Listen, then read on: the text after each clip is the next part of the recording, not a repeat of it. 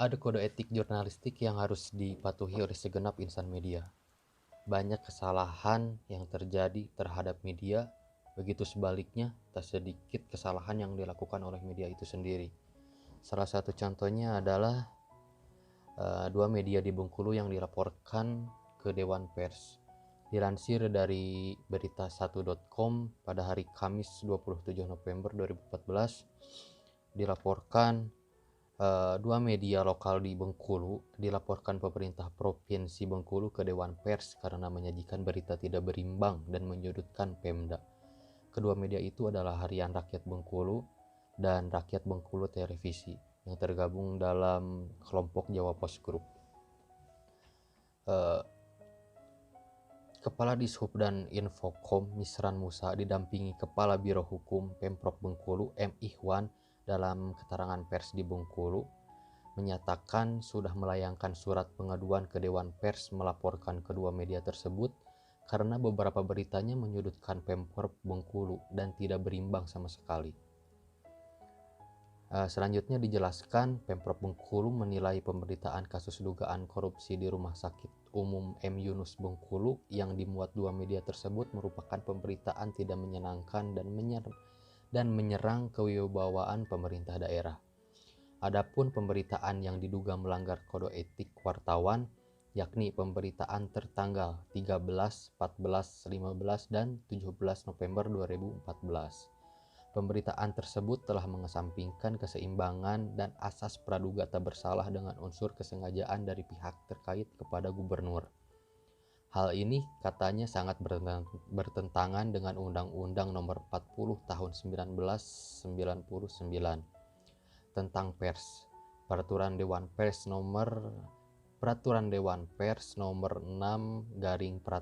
DP/5/2008 tentang pengesahan surat keputusan Dewan Pers Nomor 3/DP/3/2006 tentang kode etik jurnalistik sebagai peraturan Dewan Pers, serta Undang-Undang Nomor 32 Tahun 2002 tentang penyiaran.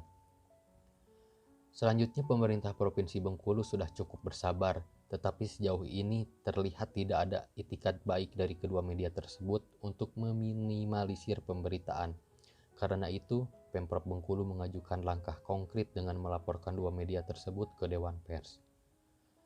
Ia menambahkan, sejauh ini pemberitaan tentang Pemprov Bengkulu oleh kedua media ini selalu dilihat dari segi negatif, sehingga dalam laporannya pihak Pemprov menyertakan satu eksemplar clipping dan satu keping CD rekaman pemberitaan media lokal bersangkutan.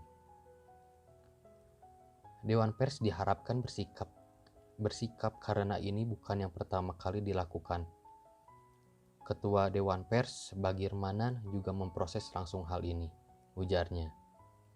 Ketika ditanya apakah Pemprov Bengkulu sudah minta klarifikasi kepada kedua media atas pemberitaan yang diterbitkan, Misran mengatakan sudah, tapi media bersangkutan tidak pernah memberikan hak jawab yang seimbang porsinya dan tidak pernah meminta klarifikasi dari pihak yang diberitakan.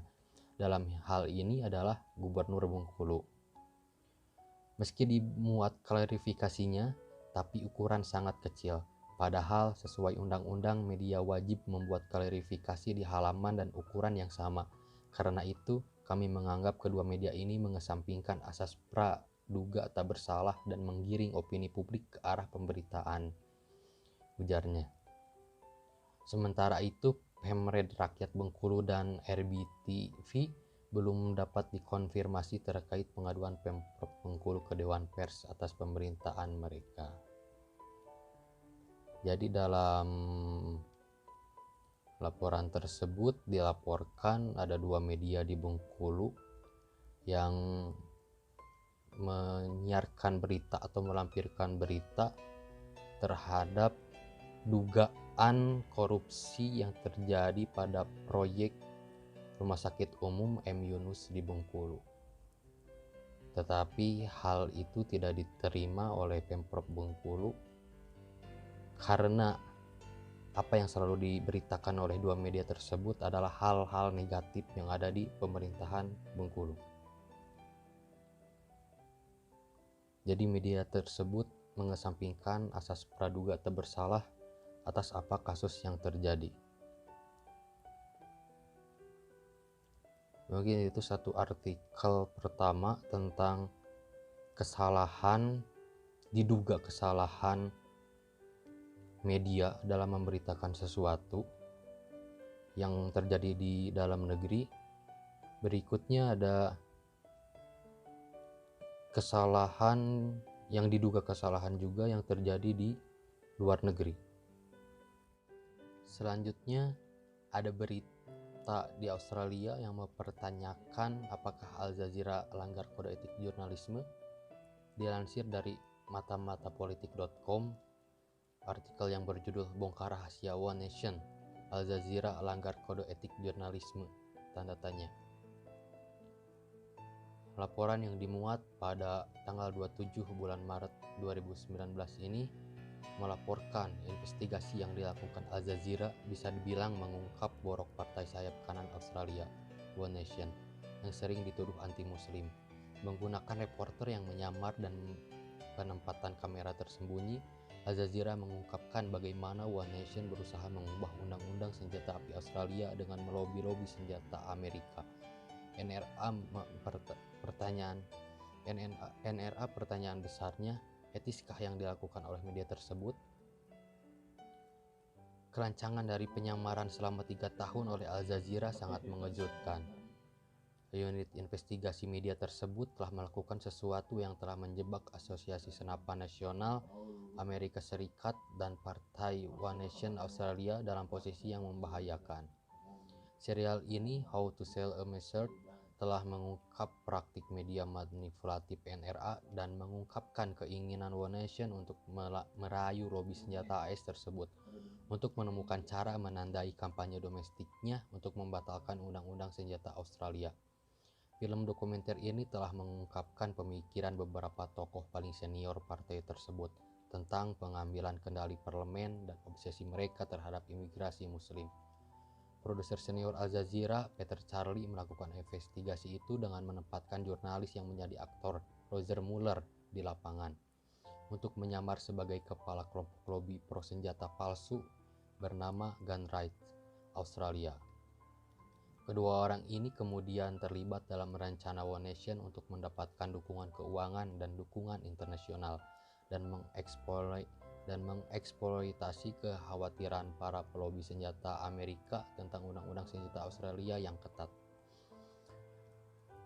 Jurnalis Al Jazeera berhasil melakukan ini selama 3 tahun, mendapatkan akses yang belum pernah terjadi sebelumnya ke aula NRA, dan mengetahui pikiran 2 pejabat One Nation, pemimpin negara bagian Queensland Steve Dixon dan kepala staf kontroversial partai tersebut, James Ashby.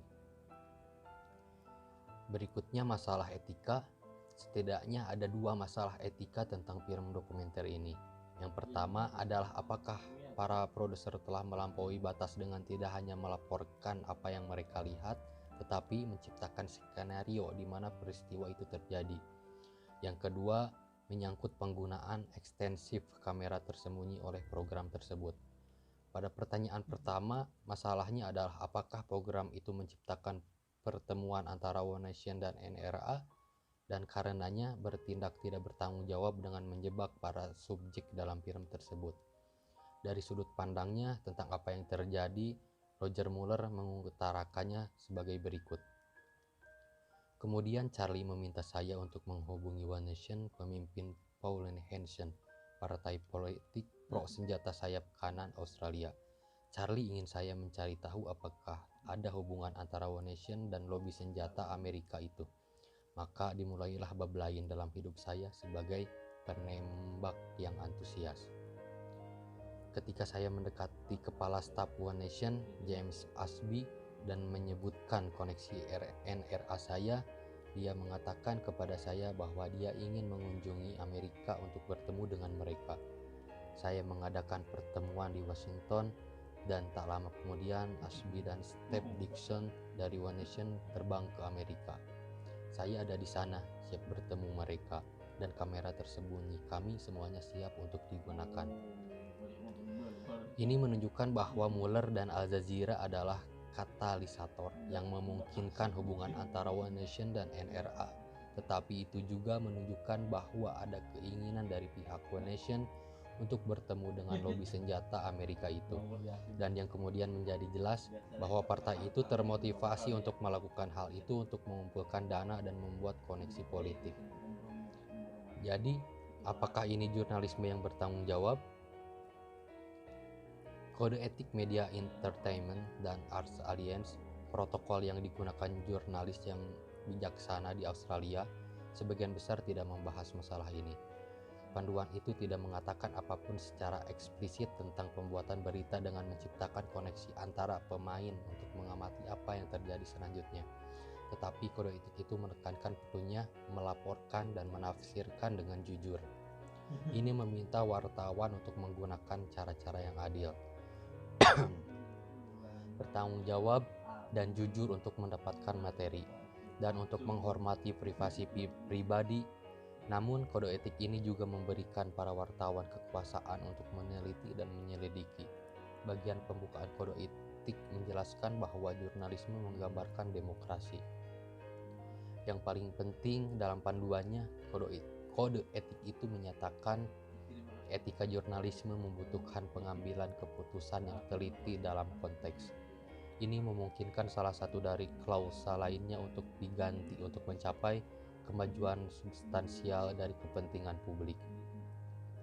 Jadi, apakah salah membuat dan mengaktifkan koneksi yang mungkin tidak terjadi untuk mengamati hasilnya? Apakah ini adil, jujur, dan bertanggung jawab? Sepertinya banyak hal. Jawabannya mungkin tergantung pada motivasinya. Menurut pandangan saya, seperti motivasi Al Jazeera adalah untuk mendapatkan inti dari sesuatu yang secara fundamental penting, yang jika tidak diungkap akan terus buram. Mungkin itu contoh